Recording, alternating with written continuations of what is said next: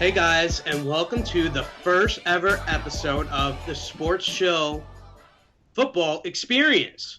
I am here with Mark, and if you don't know Mark by now, you guys are slacking. Mark is our Islander writer. He's a Giant writer. He's a man of many hats. So if you don't know Mark, you guys are slacking. And we are introducing today. He wrote one. Post already, but this is super producer Dave Goldie. You can call him Dave. You can call him Goldie. He's gonna be here every week. He's gonna be producing the show. We're gonna get into it. We're gonna be talking Giants, Jets. We just hired a Bills writer. We're gonna be talking a little bit Bills. We're gonna talk funny stuff. We're gonna get into everything. You know what? But we're gonna first start off with the game of the week. I'm pretty biased, but I think it was the game of the week anyways. The Giants defeat the Cowboys 20-19, and I'm just going to give it right over to Mark to start it off.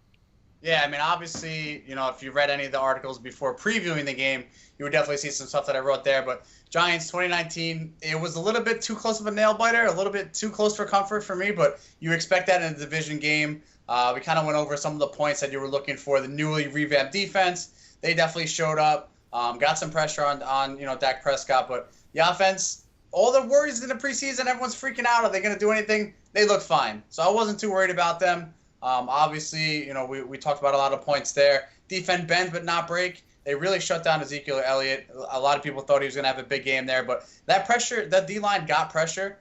First half was a little lackadaisical, a little slacking, but they got it done. And in the fourth quarter, instead of giving up the game like they'd done last season and a bunch of times, and especially the home opener last year, they got it done. So good thing for the Giants, got the victory. Yeah, and like you said, Eli Manning starts off the season again, and the offense just starts off right where it left off. But who would have thought that if I told you that Eli Manning had 3 touchdowns, that he had 1 interception too, but if he had 3 touchdowns, that 0 would be to Odell Beckham. I would say you're lying, James. You're an idiot. You read it wrong. You weren't watching the game. No, 0 touchdowns because we had old reliable Larry Donnell. Yep. We got our rookie, Sterling Shepard, stepping up, going up, grabbing balls. I saw that picture you tweeted out today. It was fire. Yeah, the guy just went up for the ball and caught it. Great job. And then the third touchdown, who was the third touchdown? Cruz. The salsa man, Victor Cruz. How could I forget? It's late. We're doing it a late time. I'm not going to make excuses. It's a little late right now, but Victor Cruz, he brought out the salsa. I thought of all people, you would be the one most excited about that touchdown. You know what? I was very excited at the time. It's been a long day. And I'm not going to make any more excuses about it. All right. So the Giants win. We're going to talk a little bit about the Giants later. Let's talk about the Jets a little bit. Jets had a very, very disappointing loss.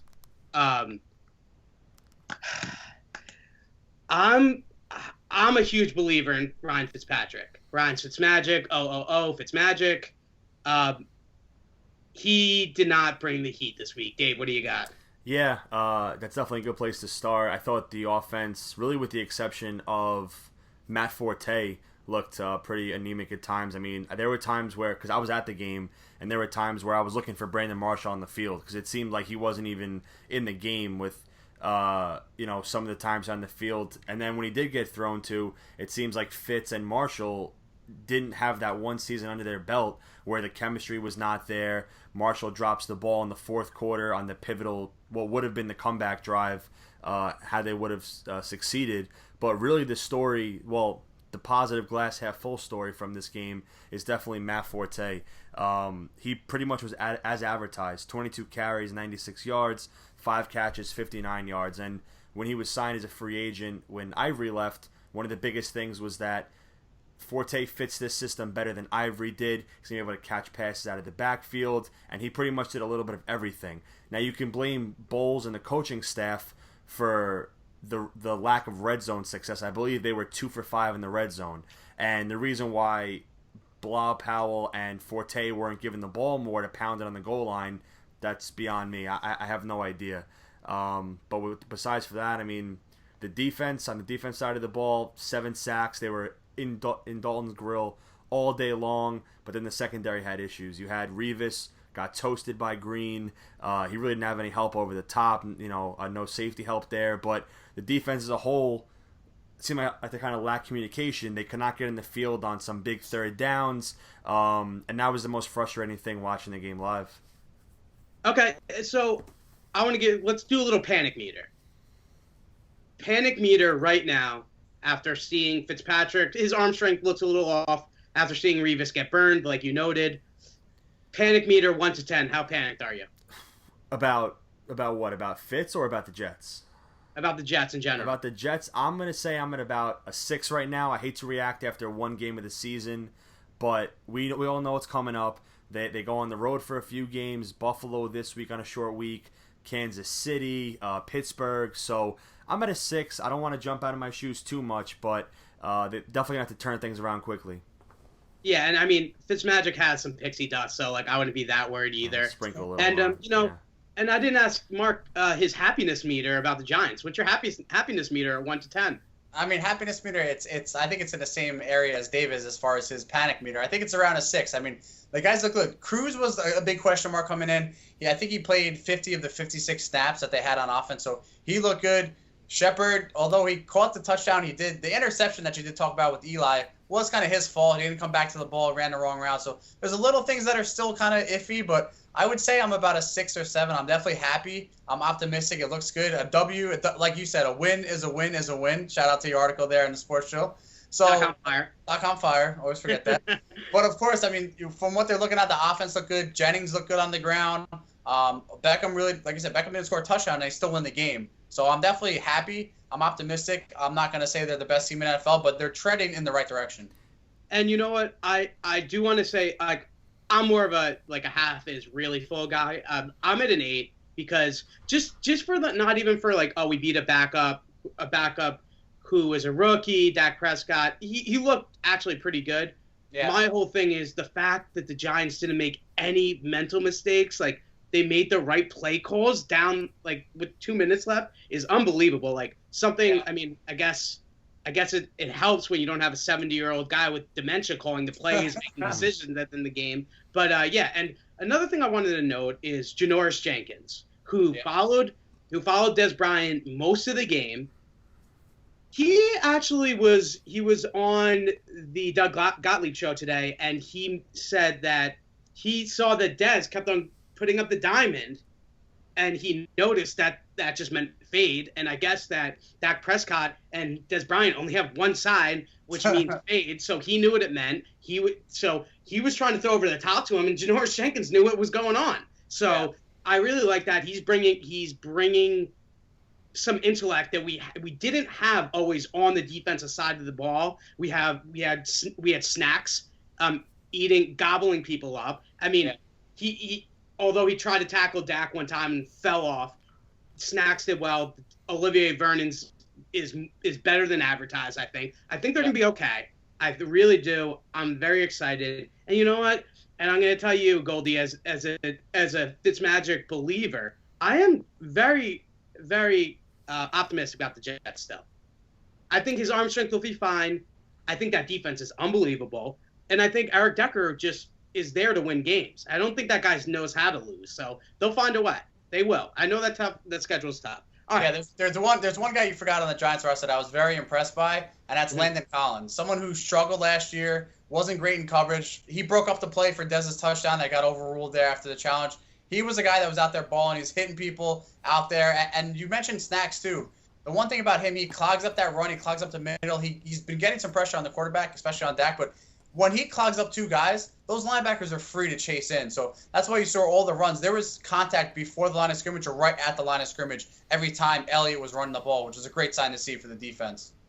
Perfect. All right. And, so I mentioned the Bills. We last week we asked if anybody wanted to write for the Bills. We had actually a lot more expected people coming in wanting to write for them. So we threw it out to a few people, and one guy really dazzled all the writers, and his name is John Nasca. He's not going to be with us today, but I did want to go over his grades. He graded the Bills week 1, and he did a great job. Already wrote 2 articles, and I'm really, really happy to have him on the site, and I know a bunch of my friends are too. There's a huge NASCAR bandwagon already.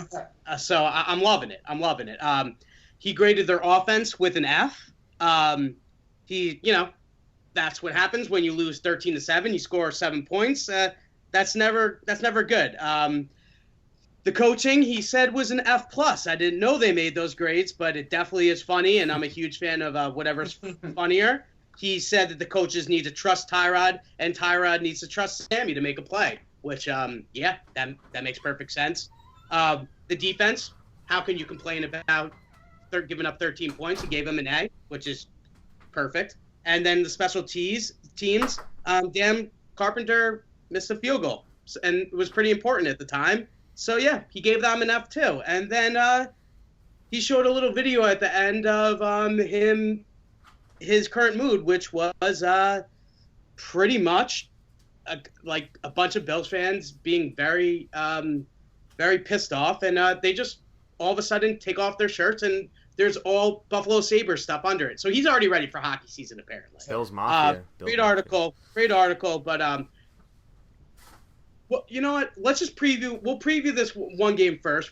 Let's talk Jets versus the Bills. We have that on Thursday night, so let's get into that before we get into some silly stuff. Dave, what are you expecting from this game? Well, coming into the Baltimore game in Week 1, I know that Baltimore said that they wanted to force Tyrod to play quarterback, meaning that they didn't want to get hurt really by his feet. They wanted to keep him in the pocket, have him make those throws. Watkins was injured, so I think that the Jets will try to repeat that. If the Jets can get in Tyrod's grill and keep him on his back all day, then I think that they'll have more success. The verdict's still out on how healthy Watkins is going to be. I think even if he does play, it could be a limited amount of snaps.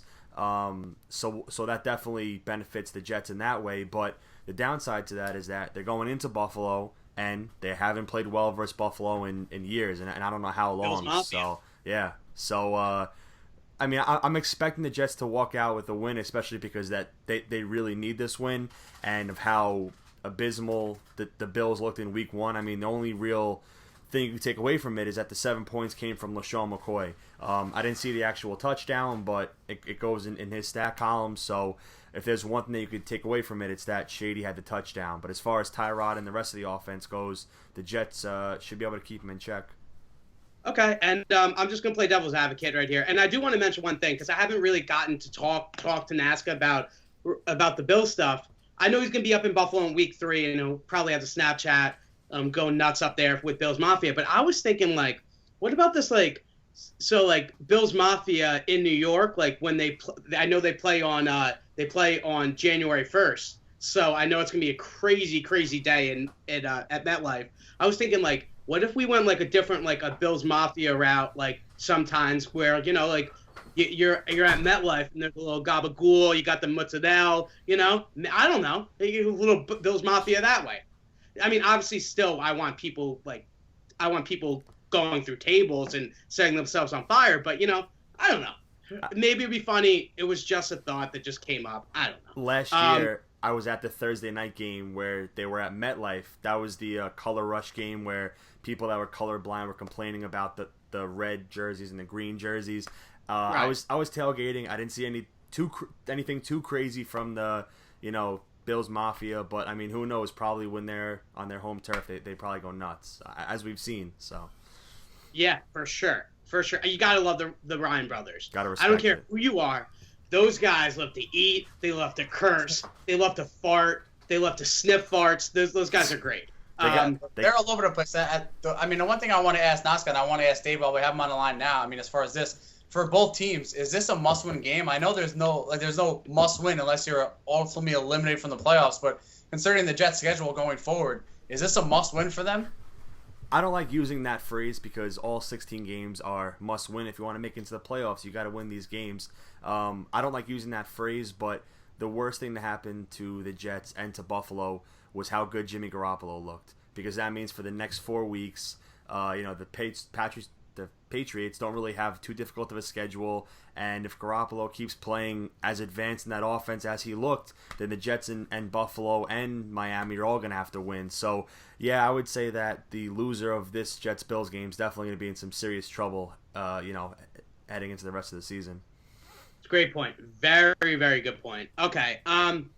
So Mark, I have a question. Have you ever tipped someone 75 cents on a $100 bill? So that's a good question. I know what you're getting into, but I have not. I've worked as a bartender before. I've worked in the food services industry, so I know tipping. I usually tip more than what usually people do. So I have not been anywhere close to that, but I know which story you're kind of getting at. You're teasing a little bit. I like it. I am teasing a little bit. Okay, so D'Angelo Williams on Saturday, he was at a restaurant.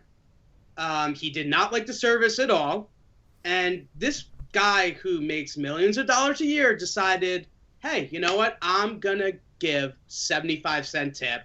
And you know what? Honestly, there's been one time where I legitimately was a young teenager. I didn't have a lot of money. They didn't get a tip because we just got it. But any other time, I'm a 20% tipper. It's just the way I am. I don't know why. I think it's more for me than for the other person. I don't want anyone to feel uncomfortable. So I just give them the 20%. I get out of there. I don't really care, but I think it's absolutely ridiculous that you have a player giving a 75% tip. It's in his right, I guess. This is America. I don't want Randy Marsh coming for me. But what about you, Dave? What do you think about it? It's ridiculous, but it's also the fact that when I heard that it was D'Angelo Williams, it was kind of a head scratcher to me because of all the stuff that I've heard about him is that he's a good guy. Mm-hmm. He was trying to wear pink for his mother has breast cancer, and I know the NFL was fighting him about that. So he went and dyed his dreads pink. That's why his dreads are pink dyed there because of that. And it kind of everything I've seen from him, he was in like a Modell's commercial and all this other stuff. Everything I've seen, he's been a good guy. So the fact of seeing the story that it was from him kind of was a little bit of a head scratcher for me. He could have been hangry. He could have literally just been hangry. He didn't get his food in time. That's a legitimate concern. Yesterday I came in, I had dinner at like 10:30. I was very hangry. I had a great day, but I guess I can see it a little bit. Dave, what do you think? I just wonder how bad the service was that he leaves that little of a tip, because even when I've had terrible service, kind of like Mark was saying, I've been in the industry also, and at the very least, I've tipped probably 20%. That's when I don't like the service. So I want to know how bad that was that he had to leave, because that's almost an insult. That's a slap in the face. I think and even with D'Angelo Williams, to piggyback on Mark, I could be wrong. I know for a while he was paying a weekly fine. Out of every game check he got, he was being fined by the NFL for having I guess you'd call it a uniform violation for having the pink in his dreads. So you would think that with all this positive and his career resurging in Pittsburgh, that this negative story wouldn't really come about. But I guess you don't really know these guys, so. Yeah, so listen, shout out to all the bartenders, waitresses, waiters, everything anyone that are friends or anyone out there. So listen, take care of them when you go out, all right? They're doing their job. They're getting paid, mostly getting paid a pretty crappy wage for what they are, and they're working on the tip. So shout out to the hardworking people. I agree with you. Well, yeah, we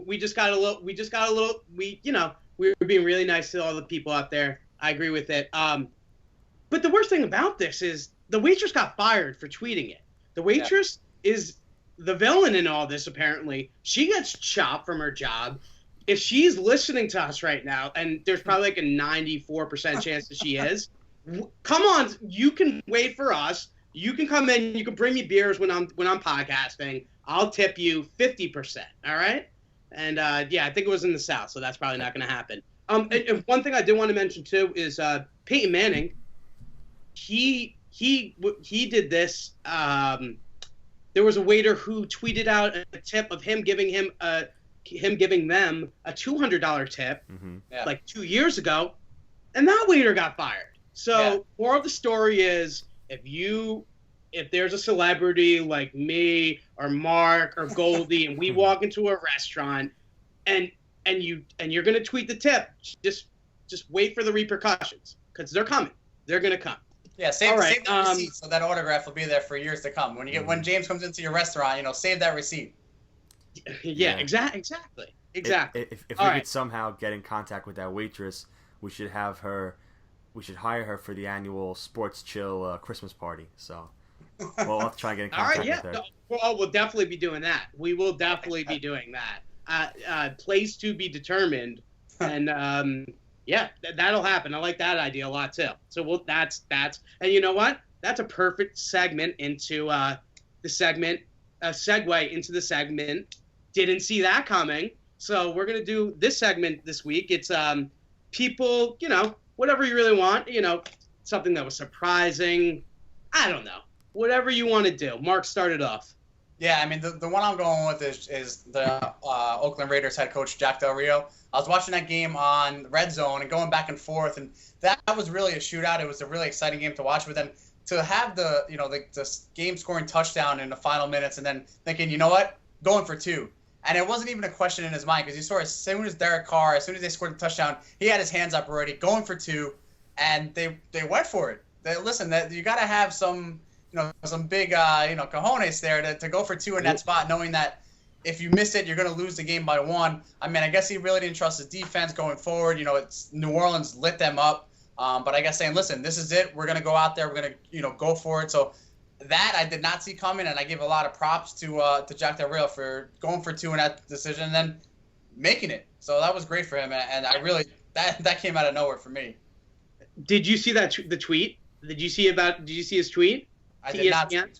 Yeah. So ESPN tweeted out there was a 44% probability of winning percentage if they kicked the extra point, and a 44 if they went for it, and a 51% chance if they kicked the extra point.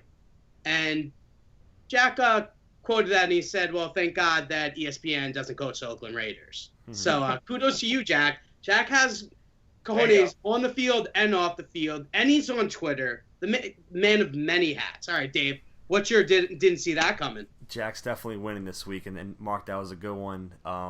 My didn't see that coming was for Minnesota beating Tennessee and beating them by 9 points. Tennessee was winning in the first half. AP really didn't play that well of a game. Sean Hill was the starting quarterback for Minnesota. So the fact that Minnesota on the road gets the win against what was supposed to be an improved Titans team, definitely didn't see that one coming. And I'm sure that a lot of people lost their survivor pools and their pick'ems and all that, probably taking Tennessee. They thought it was going to be a safe pick for week one. That's fair. It's very fair. All right. I was going to go into Boogergate, but I'm going to save that for later because we're going to be talking about that on another podcast. But I wanted to talk about Will Fuller because I did not see that coming. Yeah. Will Fuller, the wide receiver from the Houston Texans, everyone talked about him. He's going to be great. I'm like, yeah. I'll see it. I'll believe it when I see it. Well, yeah. I saw it. 5 receptions, 107 yards, a touchdown. He's going to make things a lot easier for DeAndre Hopkins, for Brock Osweiler, for those Houston Texans. I don't know how many times J.J. Watt has hugged him already. You never know what that guy's doing over there. So, yeah, that's my didn't see that coming, Will Fuller. And I know that this will probably go up after the waiver wire date, but if he's still available in your league on Thursday when this goes up, pick him up. All right, guys? Pick him up. I agree. All right. And now let's do we're doing a new segment that Mark and Dave did on their old radio show. It's called You're the Man Now, Dog. And this is going to be, it really is. It is what it is. It is what it sounds like. It's someone who stepped up and is the man now, dog. So, Dave, why don't you go first? I'm going to, for my You're the Man Now, dog, it's going to be a guy that I mentioned earlier in the podcast, and it's Jimmy Garoppolo. Looked really good in week 1, goes into hostile territory in Arizona, gets the win. And one of the biggest praises for him was that the Pats coaches didn't dumb down the offense. They put him in the exact same scenario, the same situations that Tom Brady would have been in. And even though he's not in any threat to Brady's job, if he continues playing like this is going to get him a starting job somewhere else in the NFL. So, Jimmy Garoppolo, first career start, you're the man now, dog. Is he going to be the next Matt Flynn? That's what I want to know. I would hope not, because Matt Flynn also has ties to the Pats, because that was what kind of jump-started his career when he had that huge game against New England. He went off against them, and then he's just been known as one of those backups making a ton of money. Well, those guys, Either Matt Flynn, Matt Castle, those are the guys that come to mind when you think of backups so that they get those large contracts going forward. Right. For sure. I mean, either way, he has a great name. Mark, go at it. Yeah, I'm gonna go with someone that I highlighted in my fantasy article, and then of course James highlighted in his FanDuel article, and that's Spencer Ware, because this is a guy that we thought maybe last year he showed up, he looked like he could be the guy. Obviously, they still have Jamal Charles on Kansas City, but with Charles injured, Ware stepped up and he had a monster game. So if you had him on your FanDuel team, on your fantasy team, you probably won your week. You probably won some money. 70 yards rushing on the ground, and 7 receptions for 129 yards.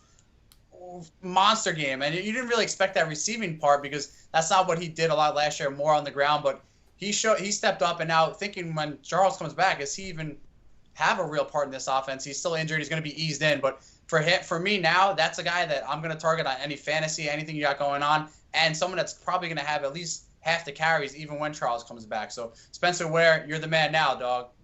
Perfect. Couldn't have said it better. My You're the Man Now dog is Ben McAdoo. Ben McAdoo wins week 1 for the New York Giants. He made all the right calls down the stretch. His haircut is unbelievable. His hair could be now the man, because that hair is impeccable.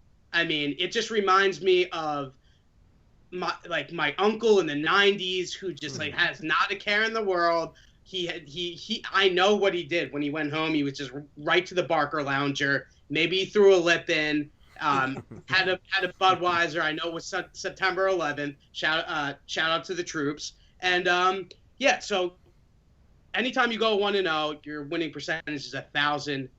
You're the man now, dog. Ben McAdoo. Just keep on bringing it, so I don't have to yell into your computers, because it might be entertaining for the fans out there, but it's not going to be entertaining when I drop dead of a heart attack. So yeah. Okay. Now let's before we get into other segments, let's do a week 2 preview of the New York Giants, and they are playing the Saints in New Orleans. No, they're playing the Saints at home, correct? Yeah. Home opener. Playing the Saints at home. I know those Saints looked really, really, really great. The only person who didn't look good was Kobe Fleener, but other than that, their guys were flying on all cylinders.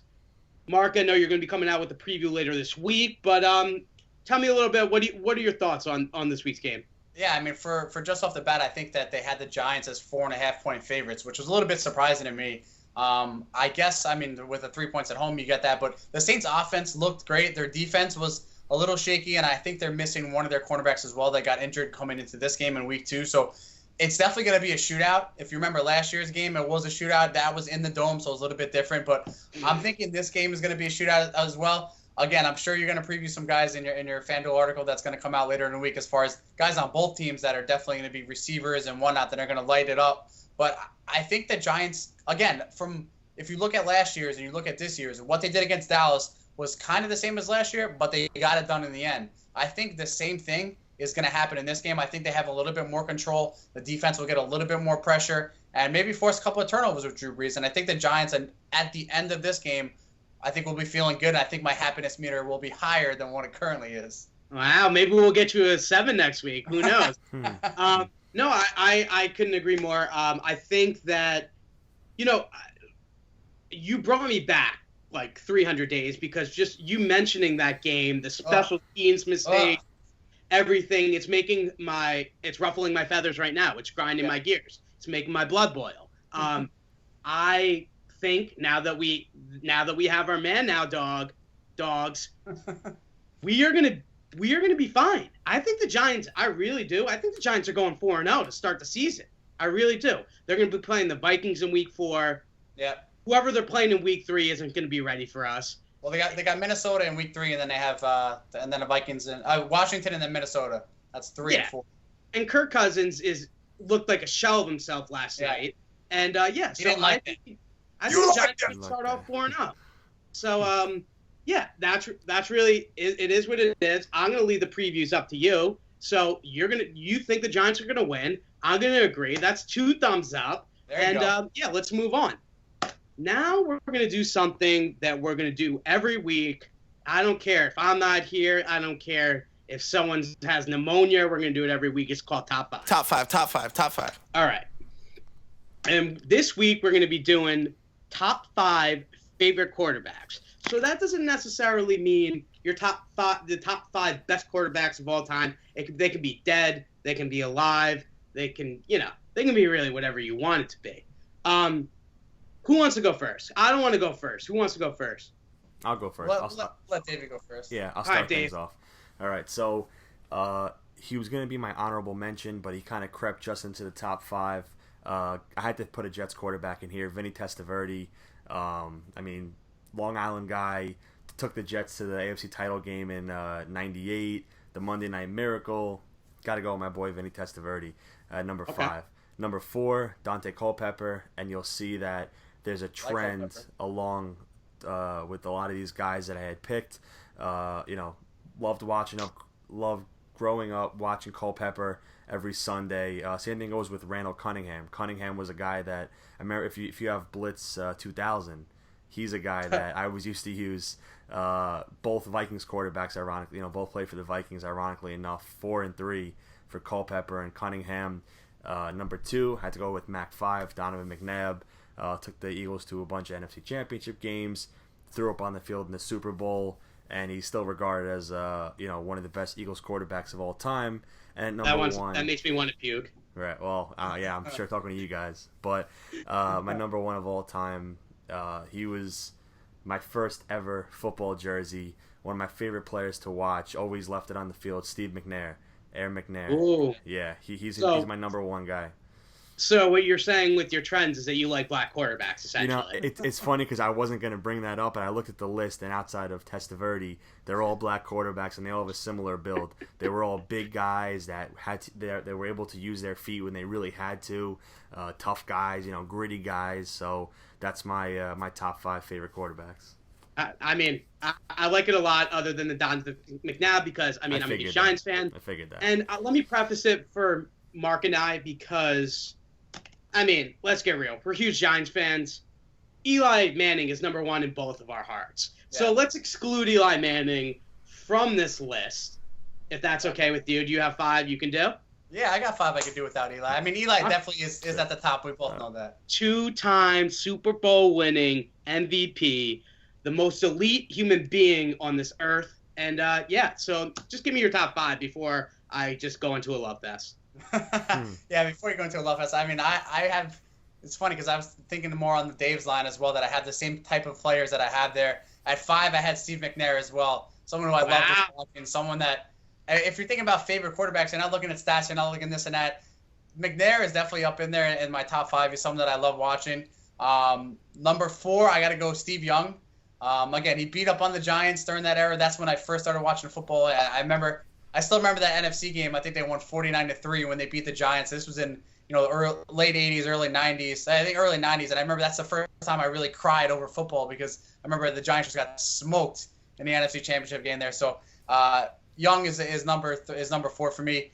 Number 3, I'm gonna go Aaron Rodgers. He's a new guy, but he's someone that I like playing. I love the arm. I love the Hail Marys. I love all the big plays that happens there. So Rodgers is gonna go number 3. Number 2 for me is going to go Mike Vick. Just before Madden, when he came up, when he beat in Green Bay, when Green Bay never lost a home playoff game, he came through. That run still sits on my mind. Love Vick, love watching him play. And number 1 is a guy that I rooted for growing up, a guy that really I enjoyed. I'm not sure if you guys are going to see this one coming, but John Elway. John Elway being the underdog. I still remember back in elementary school, everyone was a big Packers fan. Everyone wanted the Packers to win. I was all about the Broncos in that Super Bowl. Elway got it done, wins back-to-back, goes out on top. So I think that's a top 5 quarterbacks that I love watching the most there, top 5. All right, that was great. I had Steve Young on as 1. I'm crossing him off. I love so many quarterbacks, I can just throw it away. There you go. All right, so my second favorite quarterback of all time, it has to be the hefty lefty, Jared Lorenzen. There's no one I like more than the guy. I really do. Huge fan of him. Whenever it was 4th down and 1, in the first Super Bowl run. You knew you were giving the ball to the hefty lefty. He always converted. We played outside. I was even a little bit thicker than I am now. I would play quarterback. Not a great arm. Very accurate. Not a great arm. But let me tell you something. No one was tackling me. I would just pound people, and I was inspired by not only God, but the hefty lefty. So that's one. The second one is I'm kind of a company man. And my man Boomer Esiason, always doing a great job. I love the boom. Boomity, boomity, boom. He is not only, an hysterical, but huge Ranger fan as well. Doesn't hurt. Love Boomer. Classic blonde, beautiful man. Boomer Esiason, doing a great job. Number 3, Dan Marino. You're going to say, James, why Dan Marino? Because he really cares about humanity. He cares about animals. He legitimately saved a dolphin in a movie. How many other quarterbacks can you talk about? I don't know. Dan Marino, Jim Carrey, Ace Ventura, Pet Detective. We could get into all of that another time, but number 3, Dan Marino. Number 4, Byron Leftwich. Wow. Cool. I respect Byron Leftwich. Oh, my God. That cannon arm when he was at Marshall, he was getting carried by the offensive lineman, a guy who's tough, who's not a quitter. I used to love the Jaguars when I was younger because I was a huge fan of their jerseys. I have a Fred Taylor jersey like 6 feet away from me if I could grab if I wanted to. Not to brag, but that's number 4 for me, Byron Leftwich.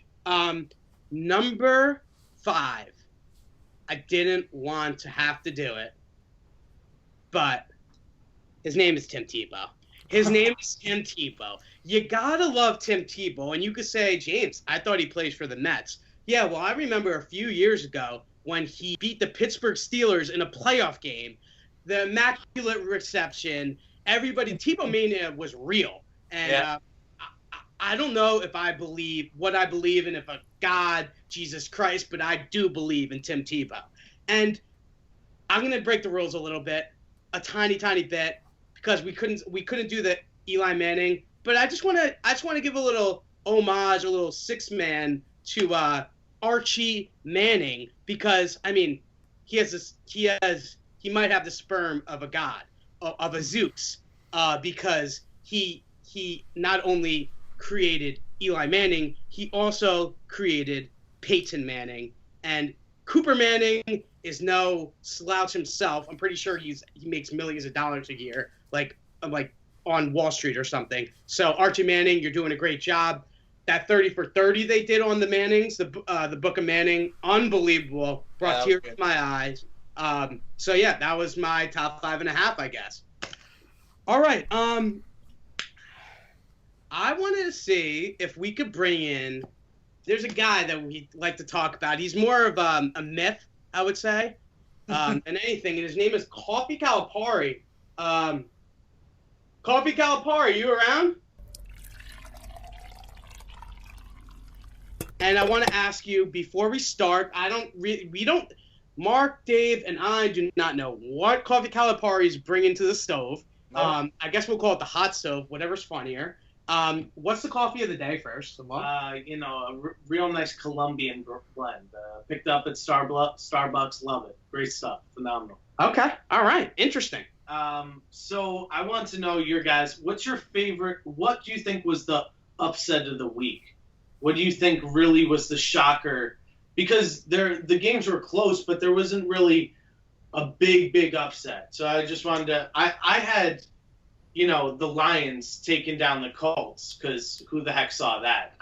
You're a fortune teller if you saw that one coming. Yeah, what the heck was that about? You know what? We could start a segment called "What the heck was that about?" because I wasn't prepared for that. I don't know the NFL scores. This is an ESPN, but you know what? I'll give you one right now that I was pretty didn't see it coming. Was the 49ers 'ers played St. Louis yesterday, and they got destroyed. It was 28-0. They weren't in the game. Aaron Donald gets ejected. Everything about that game was weird. Even the national anthem was weird with. I'm not even gonna say CK's name because I won't even reference him on this podcast. Yeah, I guess that's mine. What do you guys have? You guys have anything that jumps off? I mean, the thing with me, it was surprising because I thought the Patriots going over the Cardinals. It was surprising for me because obviously, the Patriots are the Patriots. You always know what they're going to be. But with Garoppolo, with Gronkowski not in, I thought for sure that the Cardinals were going to come out hot and they were going to be able to take it. And for them to go down to Jimmy Garoppolo without Gronk on that team, it was a little surprising for me. Yeah, I'm with you. Niners, Rams. I mean, I didn't watch a second of that game. But the only thing I do know is the Kevin Harlan call of the fan running onto the field because they literally didn't give one stat. They said Aaron Donald got ejected and that a fan ran onto the field and Harlan gave the play-by-play. That's all I know. I don't know who scored a touchdown. I don't know one thing about that game. Perfect. Yeah, I mean, great minds think alike. All right, Coffee, you got anything else? Yeah, so we're New York. Let's get a little funny, though. All right, well, all right, let's get down to business. We'll do funny after. I just got. Oh my God! Right, so from the Giants and Jets, we're New York based. Who are you most impressed by on the team? I'm gonna give you mine first. I'm gonna say Snack Harrison for the Giants because we got run all over last year. It was nice to see us freaking stop the run. Yeah, you weren't in studio when we were talking about this before, but we were very impressed with him as well as Sterling Shepard, as well as Ben McAdoo's haircut. He has the worst haircut in the game. I'm sorry. I hate his hair. He looks like a 7-year-old boy whose mom says, get this, and he gets it. I'm sorry. I don't think the 7-year-old boy was right because it looked like he was borrowing his dad's suit when he came for the press conference, and now it looks like his grandma's cutting his hair in the living room before it goes out for the game. So it looks great. Trust me. It looks phenomenal. He's a mess. So, just some fun facts now. So the actual running time of the NFL game is only 11 minutes. Play like live action, 11 minutes. Wow. That kind of blew my mind. I mean, you're sitting there for a while. It's Sunday. Feels like forever. 10 minutes. Yeah. Chop. Yeah, when I heard that the first time, it definitely blew my mind. And listen, if you don't have Red Zone. And listen, if you're watching the Giants game or the Jets game, if you're a fan of that, I understand that. But if you're not watching Red Zone in that other time, then what the hell are you doing with your life? You're not living. You're not living. You're not doing all right if you don't have Red Zone. Of course, though, it is nice when your team's on to hear the announcers, good or bad, like getting the flow of a real game. All right. As much as I love Chris Harrison, Yeah, and think of something silly while I talk about something for a second. I got to ask you two guys something. Chris Harris, the Red Zone guys, now that you brought it up, when does this guy go to the bathroom? Does he have a porta potty? Does he literally have something that he pees into? There's 7 hours, and that guy is consistently talking. I'm pretty sure he's starting to look more and more like a robot. I don't know if it's the plastic surgery. I don't know if it's just him being a beautiful specimen. Yeah. I don't know what it is. Do you guys have any thoughts on that? This is pretty funny because I was actually with like 5 or 6 people watching the games on Sunday, and we had this exact conversation as far as does he go to bed? Is he poop socking? Like, what's going on over there? But I think that when they pan out and show the highlights and he's still talking on his mic, I think he's probably in the bathroom at that point and just letting go into the bathroom. Hopefully number 1. Not number 2 while he's in there, but he's probably has the mic on. He's just talking. He's just walking around, the studio, going to the bathroom, doing what he's got to do. Because I've had to pee like 4 times during this podcast, and I'm still sitting here. So I don't know how he does it for 6 or 7 hours. Fair enough. So I think that's really it. I don't know if you have any silly questions. Johnny came in with like hot topic stove like. It's NFL season. The Giants won. At least he we guys. We beat the Cowboys in our last 8 opening games. I'm feeling the football fever, Jimmy. All right. I'm feeling the fever. Well, at least he didn't come in and say the B word. You know what I mean? That would have been tragedy. That would have been a tragedy. Fun fact. I have one fun fact. Okay, let's hear the fun fact. So if you signed up right now to get Packers season tickets, you would have to wait 1,000 years to see that follow through. Okay. Wow. That you know I what? don't have that much time on my hands. It's interesting. All right, It's fun fact. and you know what? Let him get a little fun for a second because we gave our top fives to the three of us, and I don't want a top five for you. I want your favorite quarterback ever. It can be funny, it can be silly, it can be serious. Your favorite quarterback of all time, not named Eli Manning. Tick tock, tick tock, Break tick my legs out, tock, don't you? tick Jeez. tock. Honestly, I'm not that old, so I can't really go back to Phil Simms winning. I've nothing to really fall back on. I love Peyton. I love the Mannings. The Sheriff. You see the Book of Manning? I almost cry after seeing that thing every time. Can you guys tell that we're related? There's an echo in the room. There's an echo. I mean, he has a big forehead, but the son of a bitch, he can. No one outworks Peyton, as he said. I may have not had the most talent, but I'll be darned if anyone outworks me out there. I just love the Mannings. All right. Well, this podcast fell off a little bit off track at the end, but you know what? Johnny, aka Coffee Calapari, aka the Roast Master, he always is gonna bring something different for you. Who knows? Next time he could walk in with the Toucan Sam outfit, and we would be just as surprised. All right, that is it for the first episode of the Sports Chill Football Experience. I got to get used to saying that.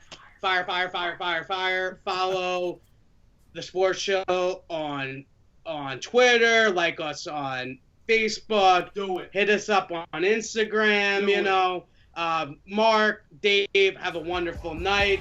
Coffee, thanks for being you. And we'll see you next week.